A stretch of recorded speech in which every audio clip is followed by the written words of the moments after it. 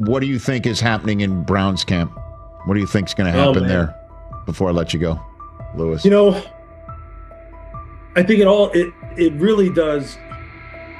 It really does all depend on how Kevin is able to, as it relates to Shedeur, work him in enough. Well, one, Shedeur has to earn the right for Kevin and the staff to have discussions about, hey, we got to get him more reps with the ones and twos.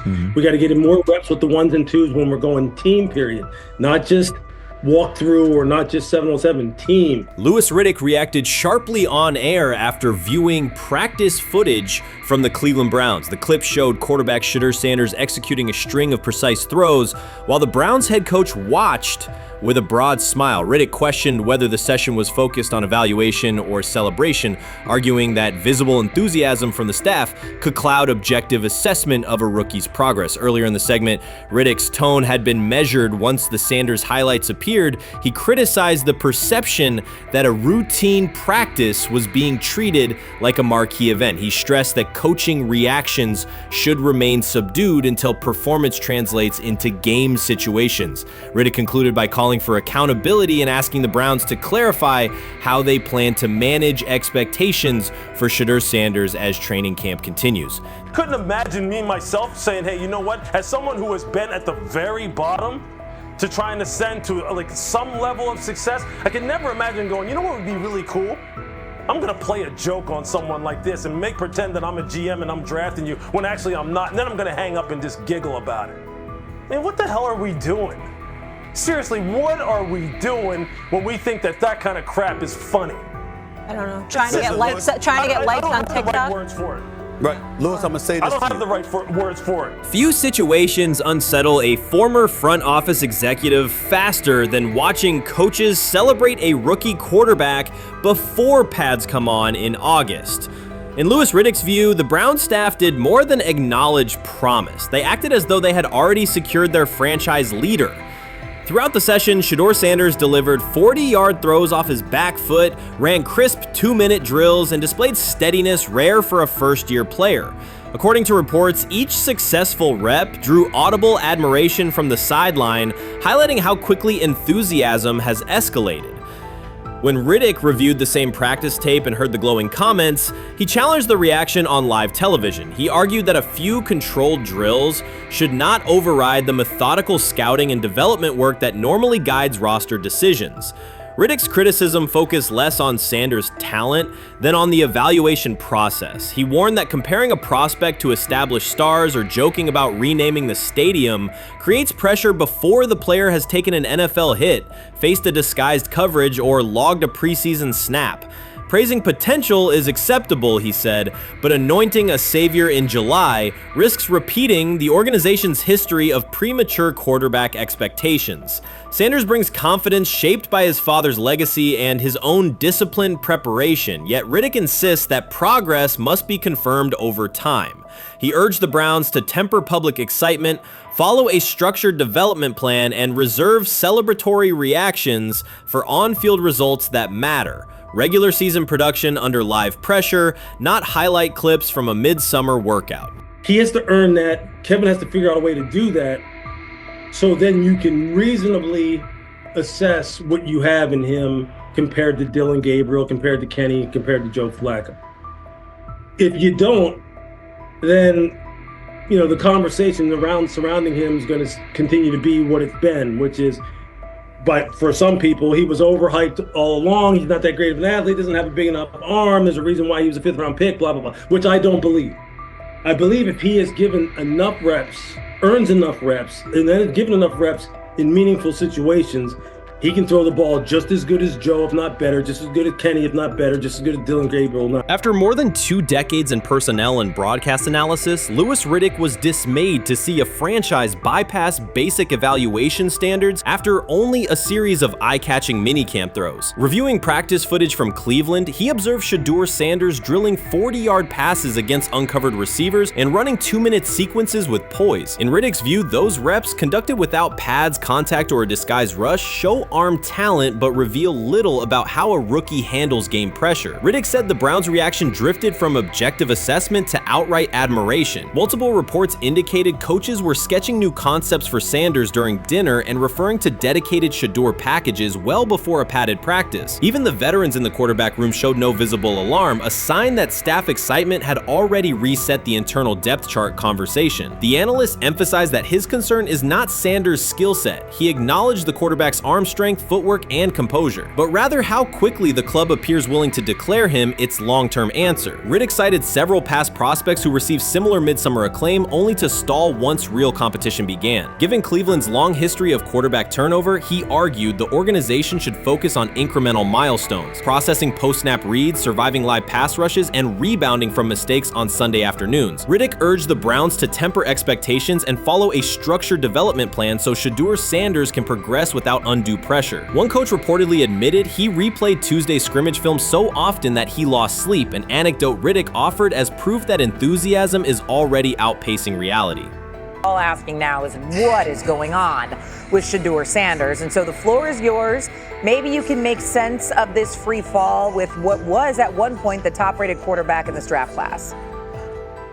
Yeah, see, I think at this point in time, this really isn't a football discussion any longer. This is a personal discussion. This is about it's a fit discussion. It's whether or not teams are just comfortable with everything that comes along with Shedeur in terms of who he is as a person, all the people that are surrounding him in terms of his inner circle, and whether or not teams deem that to be something that they're comfortable with. Right or wrong, that's the only conclusion you can really come to at this point. Louis Riddick voiced an escalating concern during the segment. Having witnessed numerous quarterback setbacks in his career, he worries another may be forming. Not because Shedeur Sanders lacks talent, but because the praise around him is growing without restraint. Sanders has simply attended practice, delivered accurate passes, led the huddle, and shown the composure expected of an NFL player. Riddick fears the Browns' reaction, treating routine drills as proof of long-term success, risks setting premature expectations. He cautioned that the organization seems ready to celebrate a franchise savior before Sanders has taken a competitive snap, noting that such early adulation has derailed promising prospects in the past and could impede Sanders' measured development. This is exactly what he says. I'm told the footage of Shedeur Sanders meeting with the Giants is so bad that both the Browns and the Sanders family have threatened legal action if it is published. The New York Giants have released audio from their draft interview with Shedeur Sanders, and the disclosure has drawn intense public reaction. Fans want to know whether Sanders made critical remarks and why the Giants shared material that should have remained confidential. The situation revolves around an open microphone, contentious comments, and the broader implications of the leak. The New York Giants published a brief, edited segment from their interview with Shedeur Sanders and withheld the remaining footage. Observers are debating whether this was a strategic public relations decision or an attempt to discredit him. The team has offered no additional explanation, and many fans view the limited release as inadequate and potentially misleading. They are demanding full transparency and accusing the organization of orchestrating a negative narrative. While criticism of Sanders is vocal, his supporters are responding with equal intensity. There was another team that he sat down with. What do you mean it didn't go well after that? So, he was pissed that they did that to him. They did that to him. He counter-confronted the same thing they do to every other quarterback prospect. They did that to him. They slide in a mistake to see if you catch it. Right. And so because you're the quarterback. But he didn't take it as a correction. He took it as like he got pissed off. Yeah, and it's like so here's another one. So another one was, he throws a bad interception, and it was a deep throw early in the game, and he comes back and they go in the meeting, they show the interception. The Giants have released only a brief excerpt of the interview and are refusing to share the rest. Their decision has drawn criticism across TikTok, X, and Facebook, where many see it as a poorly handled public relations move. Fans are calling for the full recording to be published so the situation can be judged in its entirety. The GM is on film that the son, they asked the son last draft, yo, who you think I should pick? His son like, yo, you need to get the Jaden Daniels, big. This is what his son, it's on tape. You should go Jaden Daniels. He laughing at his son. And all right, cool, get Jaden Daniels. I don't even know how that tape got out. I wouldn't have let the Get out. Shedeur Sanders appears unfazed by the situation. Although the Giants suggested he was more hype than substance, their handling of the interview has instead elevated his visibility. Analysts across major sports outlets are now discussing him more than before, keeping his name prominent in the news cycle. New York Giants, where these tapes at? You hear me? Because if Shedeur Sanders was so unprofessional, y'all would have leaked the tapes for the whole world could see, right? Cause understand, it's a lot of he say, she say. But one thing I do know, as a young black man growing up in this world, being straightforward and not sugarcoating anything. The Giants' PR team appears to reject Sanders' family connection outright, a decision many view as unprofessional and lacking nuance. Internal discussions seem to have dismissed quarterbacks with prominent relatives as poor fits for the organization, revealing limited awareness of public perception. The response was swift. A single edited clip ignited widespread debate on social media, with fans asking why essential segments were held back and what the team might be hiding. Critics argue that if the full interview contains nothing damaging, the club should release it in its entirety. Online discussion intensified immediately and continues to gain momentum. What they do during the film and the combine and the meetings is teams will install mistakes intentionally planted in the install, and they want you to catch them. Shedeur didn't, and when a coach called him out, once again, it didn't sit well. It's like, bro, there's not many teams needing quarterbacks, especially since Pittsburgh appears to have a deal with Aaron Rodgers and Tennessee's getting Kale Moore. The Giants' decision to withhold the full interview has produced an unintended result. Instead of diminishing interest in Shedeur Sanders, it has intensified it. Media outlets and analysts are now examining every on-field rep, press comment, and public appearance as evidence of how he conducts himself under scrutiny. Each throw, adjustment, and answer is tracked and evaluated against league standards, reinforcing the view that he remains composed and professional. Many fans contend that the organization has misrepresented Sanders and suggest the issue may stem from the Giants' view of his father, Deion Sanders. They see the partial release as an attempt to raise doubts about his character by association. That perception has only made his profile more compelling. The discussion has shifted from whether he deserves a high draft position to how effectively he withstands sustained pressure. Sanders is now regarded not just as a talented prospect, but as a symbol of resilience, central to debates about transparency and organizational strategy. Even if the Giants eventually provide more context, the visibility they have created for him is unlikely to fade. The most fun yet the most difficult thing I cover and we cover all year long is not games, it's the NFL draft. Because I've said this many times,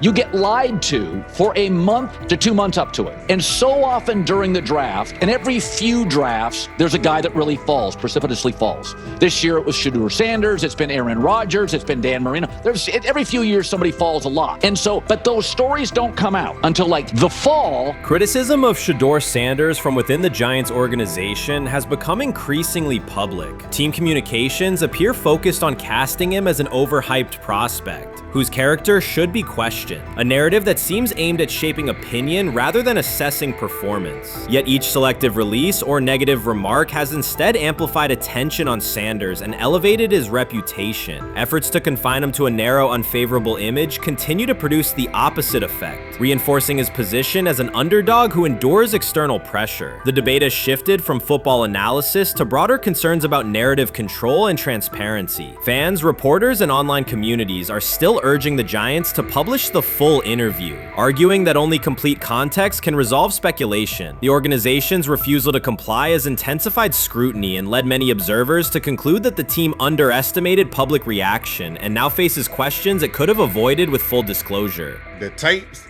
the New York Giants have the tape. They definitely have the tape. It's confirmation that they have the tape. Shedeur didn't do nothing. Is what they saying he did. I'm gonna tell you what these mixed reaction right here. So we already know about the New York Giants, but the Pittsburgh Steelers head coach Mike Tomlin reported admired Sanders' talent, but hesitated to draft him due to previous challenges with quarterbacks like Russell Wilson and Justin Fields, leading to more cautious approach. Las Vegas Raiders. Sanders met with Raiders at the NFL scouting combine and expressed enthusiasm about potentially joining the team. His familiarity with the West Coast offense and quick release was noted positive, though concerns about his ceiling. Hours after the Giants posted that short audio clip, the timeline never slowed. Comment threads filled with frame-by-frame breakdowns, lip-read attempts, and side-by-side comparisons of what was said versus what was left out.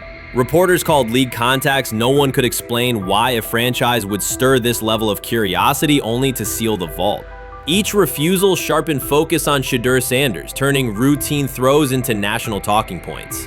Analysts kept circling back to the same note. His cadence at the line looks unchanged, steady against the noise. Hashtags demanding the full interview, trend drop, and trend again. Podcast hosts bump scheduled segments to lead with the leak. Rival teams get asked how they would handle a similar situation, then quietly check their own archives.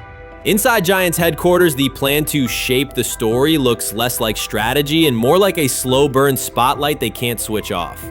And now every preseason snap, every media availability, every stray sideline camera angle gets fed into a loop that asks, what are they still hiding?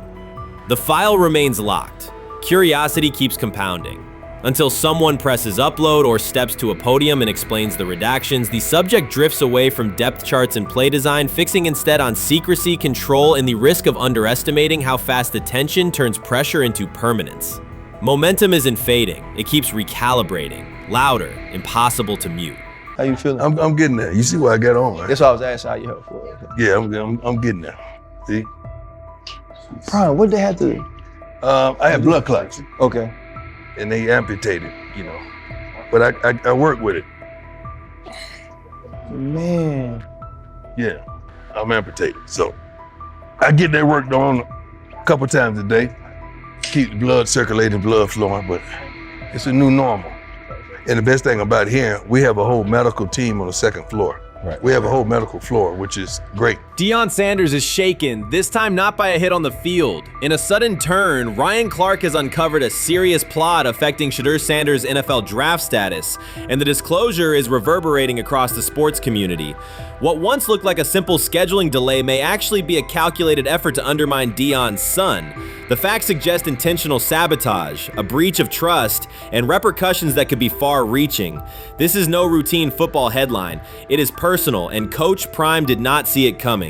The sports world loves to celebrate underdogs, yet it often takes even greater pleasure in tearing down rising stars. Deion Sanders is witnessing that cycle now, not from the sidelines as Coach Prime, but as a father. The lights in Boulder remain bright, the cameras keep rolling, and Sanders still wears his gold watches, sunglasses, and natural swagger. Still, behind that familiar smile is a man carrying deep pain as criticism aimed at his son mounts daily. How much of that is opening press conference saying, okay, we are family, saying that he was sent to do certain things? Do you feel like people got attached to that, or it just was the fact that prime time is at Jackson State? It's prime time. If my son plays cornerback, I want him to be around, in my opinion, the best cornerback ever to touch the field. That's right.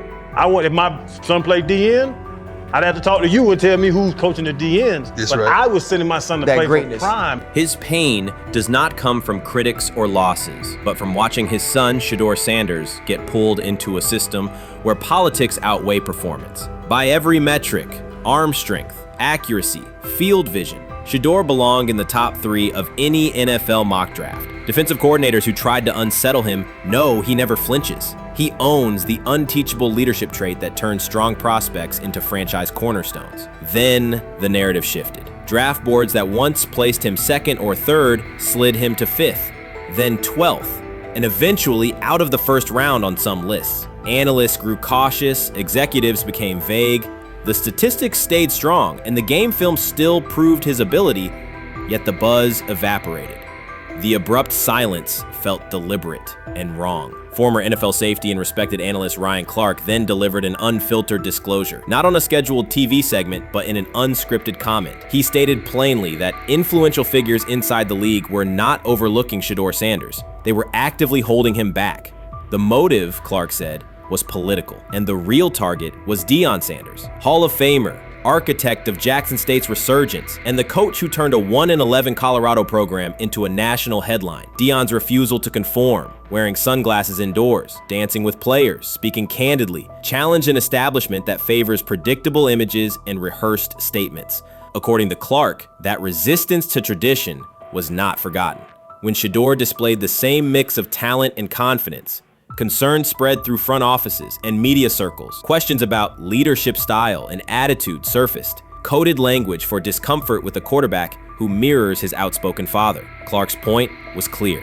The issue is not Shedeur's performance. If he had posted identical numbers at Ohio State or Alabama, endorsements and media specials would follow. Instead, interest cooled because the Sanders family embodies a self-made identity the league cannot easily manage. Their visible pride and independent brand challenge a system that prizes control. And that threat, not football ability, is what Clark believes is suppressing Shedeur's draft stock.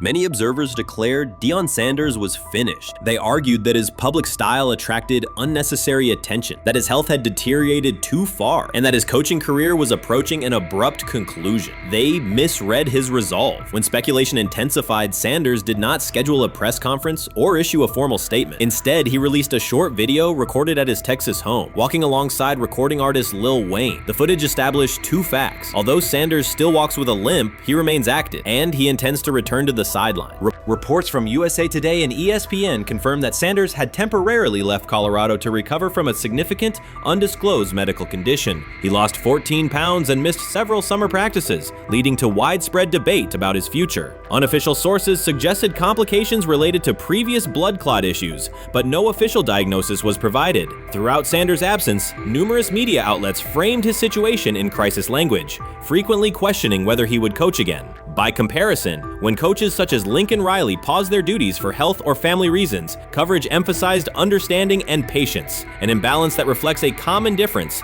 in how high-profile black coaches are treated. Sanders' silence was not a retreat, it was a period of recovery. During rehabilitation, he relied on family, faith, and trusted colleagues, yet stayed connected to his program through brief online updates. The video with Lil Wayne demonstrated that he retained strong support from influential friends, countering narratives that portrayed him as isolated or on the verge of retirement. The visual evidence showed that his setback is temporary, and that he remains determined to lead Colorado into the forthcoming season. Since accepting the Colorado position, Sanders has dramatically elevated the program's national standing. He first drew national attention to Jackson State and the broader HBCU football landscape, then moved to Boulder and transformed a one-win team into a central storyline in college athletics. His approach, combining hip-hop culture, direct communication, and open expressions of faith, has challenged conventional expectations for head coach behavior. Each step forward has been met with heightened scrutiny. His time at Jackson State was labeled a publicity stunt, his departure for Colorado was framed as abandoning HBCU culture, and his social media presence has been cast as distraction from traditional coaching responsibility. Critics often magnify Sanders' missteps and question his motives, while comparable actions by other coaches receive neutral or sympathetic coverage. Showings of enthusiasm from Brett Favre and disciplinary intensity from Nick Saban are celebrated as competitive passion, yet Sanders' displays of confidence are frequently labeled arrogance. The discrepancy illustrates deeper biases rather than differences in performance. Sanders' success challenges entrenched expectations of how a college football leader should look, speak, and act, especially a black coach who refuses to downplay his identity.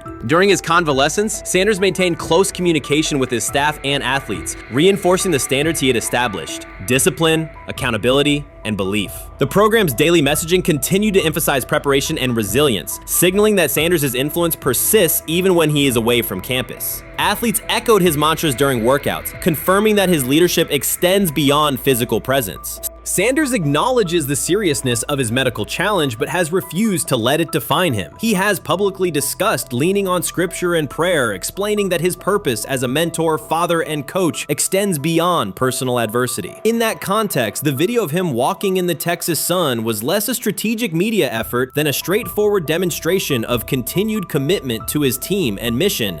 Colorado still requires Sanders' vision. Prior to his arrival, attendance was low, national media attention was minimal, and recruiting momentum had stalled. Sanders' leadership brought renewed energy, authentic identity, and higher standards of accountability. Players who previously lacked representation in college football leadership found a coach who shares, affirms, and elevates their cultural background. Sanders supplements conventional coaching priorities, scheme, fundamentals, and execution with empowerment initiatives that cultivate self-confidence and authenticity. As preseason camp approaches, Sanders intends to resume full involvement, even if medical recovery remains ongoing. His presence is expected to restore on-site leadership, stabilize the locker room, and direct media coverage toward on-field progress. For Sanders, the objective extends beyond compiling wins. It includes completing a cultural transformation that expands how success and leadership are defined in modern college football. Those who predict his decline overlook the underlying traits, faith, perseverance, and purpose that have supported Sanders throughout his career.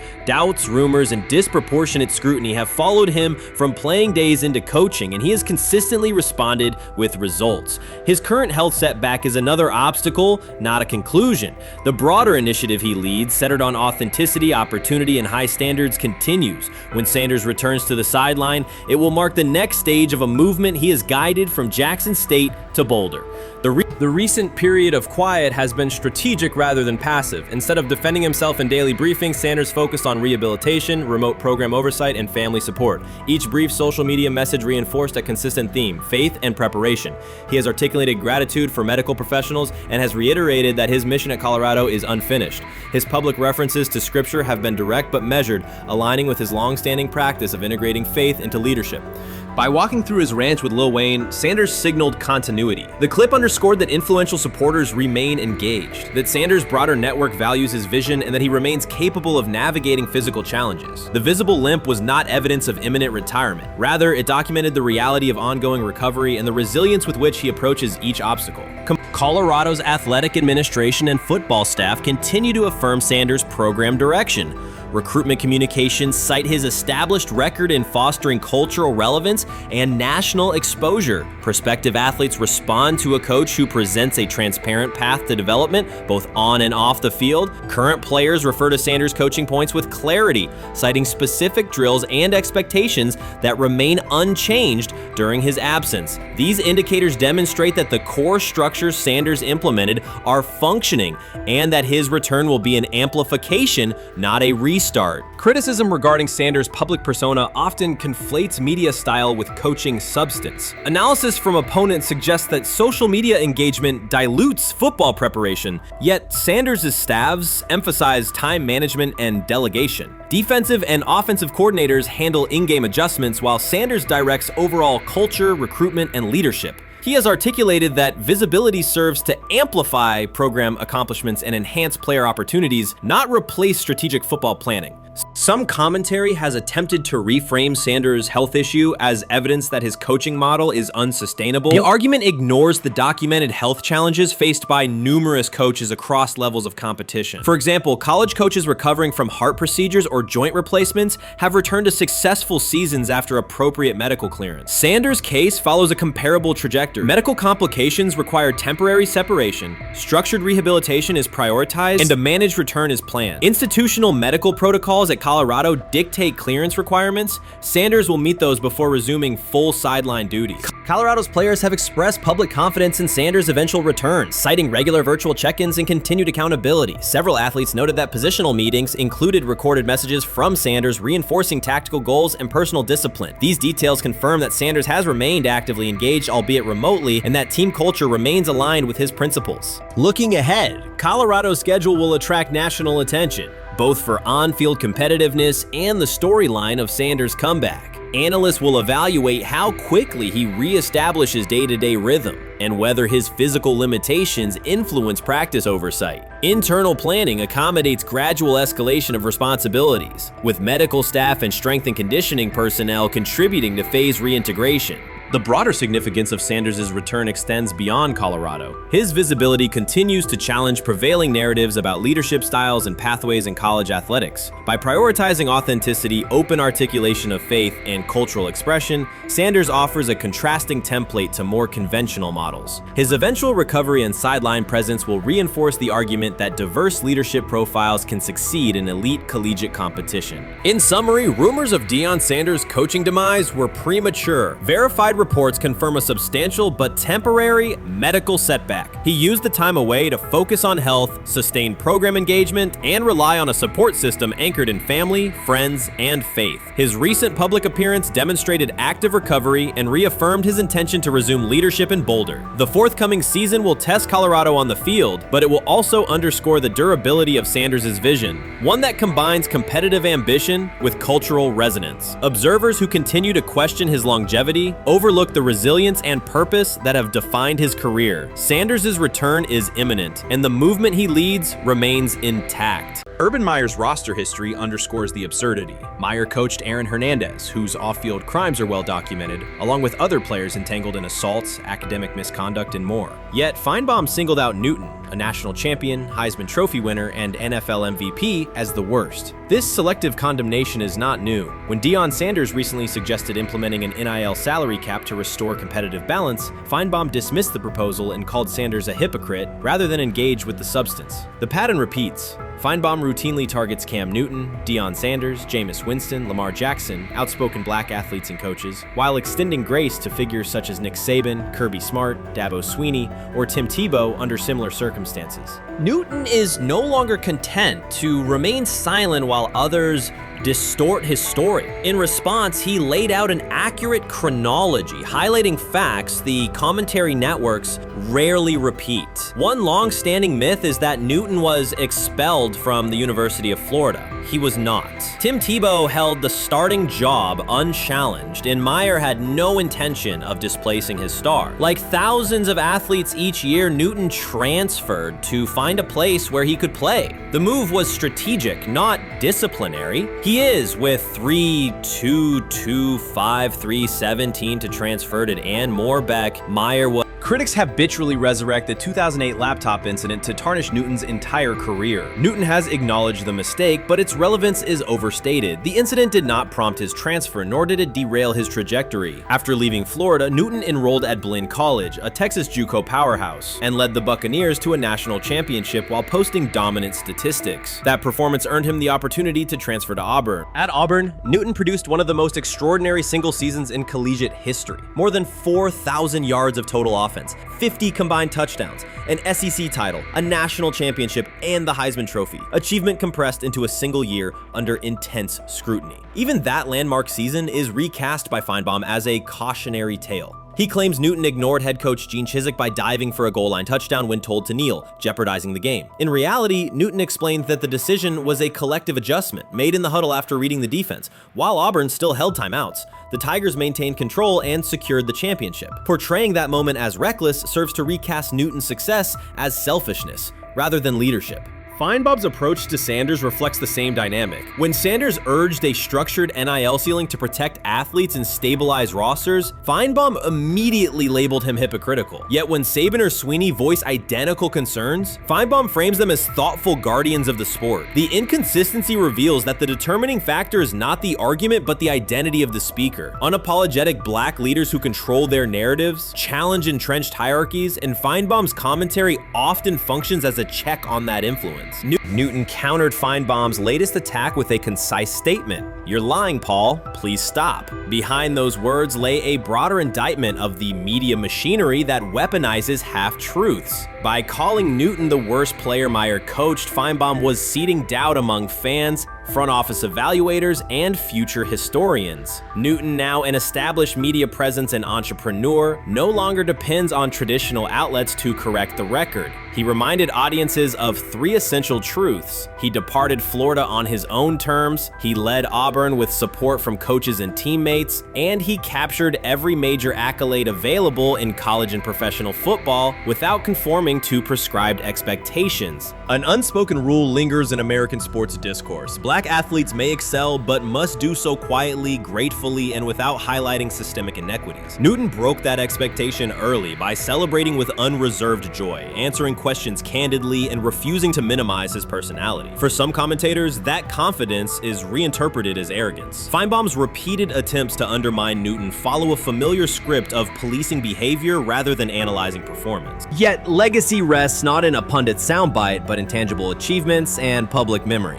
Newton's resume, Heisman winner, national champion, NFL MVP, speaks for itself. Millions of fans witnessed his impact on Saturdays and Sundays. Countless young quarterbacks saw someone who looked like them redefine the position's possibilities. The same is true for Sanders, whose player-first coaching philosophy and media savvy continue to influence college football's direction. Feinbaum's commentary cannot erase these realities. Newton, Sanders, Winston, Jackson, and others have already secured their places in football history. By publicly confronting misinformation, Newton set a precedent for athletes who now possess the platforms and technology to present their stories unfiltered. The microphone no longer belongs exclusively to legacy broadcasters. Newton holds it now, and he intends to keep it. A decisive shift that reduces the gatekeeper's influence and ensures that accomplishments are judged on merit rather than narrative manipulation. We've got news.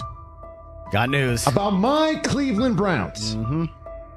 We've got an oblique problem. Obliques are big deals, especially when it's your quarterback. Now, he might be fourth on the depth chart, but he was number one in the preseason game last week, and he did a great job. 138 yards, 2 touchdowns. Shedeur Sanders has an oblique injury. That is not good. I do not like this.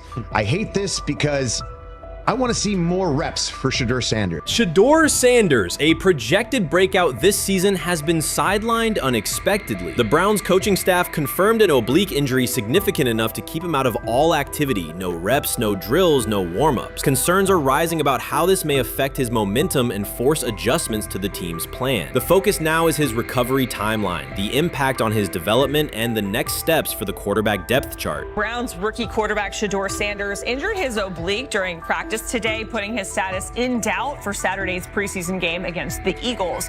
He's the latest quarterback on Cleveland's roster who has dealt with a health issue, joining fellow rookie Dillon Gabriel and Kenny Pickett.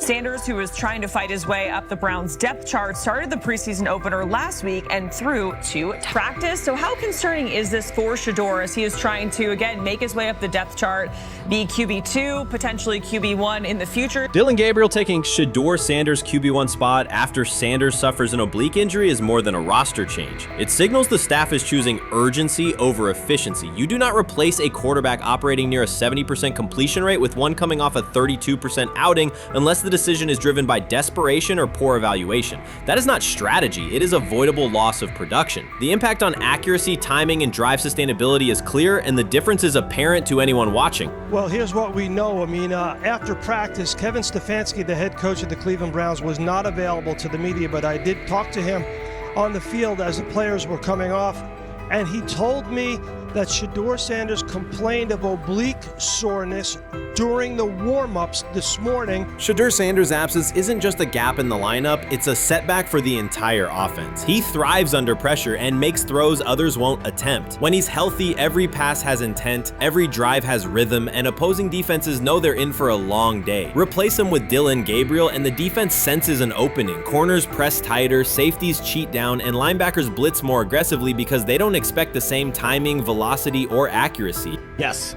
I mean, yeah, I'm a fan. I'm not even going to try to hide it. Rich gets You guys are fans. Like, you guys talk about the Cleveland Browns quite a bit. Yeah, it's almost annoying to me. It aggravates people. Like, people don't like the fact that Rich talks a lot They about must love I'm here. But it's like, you have a friend, and that friend's child is following in the family's footsteps. You want them to do well. I don't know why people have such an issue. I know Rich is supposed to be impartial, but it's kind of hard when you have that type of tie to it. But yeah, I'm rooting for Shedeur, man. And Dillon Gabriel's 32% completion rate isn't just poor, it's untenable at this level. A number that low needs no context. It means 2 misses for every completion. Whether opponent and play calls are secondary when efficiency is that limited. That output does not sustain drives or keep the full playbook viable, yet he is starting while Shedeur Sanders is sidelined. The contrast is clear. Sanders brings accuracy, timing, and command. Gabriel's recent performance reflects inconsistency and missed opportunities. Choosing Gabriel under these circumstances reduces offensive reliability and invites defensive pressure. It is a decision that sacrifices efficiency and field position. So it'll be interesting to see what happens with Dillon Gabriel, but to the Shedeur Sanders point, it is unfortunate because I thought he was gaining some momentum. I know the practice that they had before they left for Philly, Daniel Oyefusi reported that he actually took the most reps of all of the quarterbacks. And that was the first time that had happened. It was the first time that he had went ahead of Dillon Gabriel. practicing with the twos, etc. So, like, coming off that stout performance against the Carolina Panthers, he was gaining momentum. If this were a clean evaluation, there would be no debate. Shedeur Sanders is the clear choice. He's accurate, composed, and consistent with a track record of high-level production. Dillon Gabriel remains a question mark, and not the kind that stresses defense. He's the kind that makes coaches consider leaning on the run to limit risk and protect field position. The reality is that injuries create openings for players who haven't earned them. Gabriel has stepped into QB1 while Sanders is out, but that reflects circumstance, not superiority. We don't know the severity of this oblique injury and whether it will even keep him out of Saturday's game against the Eagles. As for moving up the depth chart, I'm the Browns preseason sideline reporter. I was there Friday night when he burst onto the stage and set the NFL world buzzing. And yes, his demeanor was tremendous. His poise was tremendous.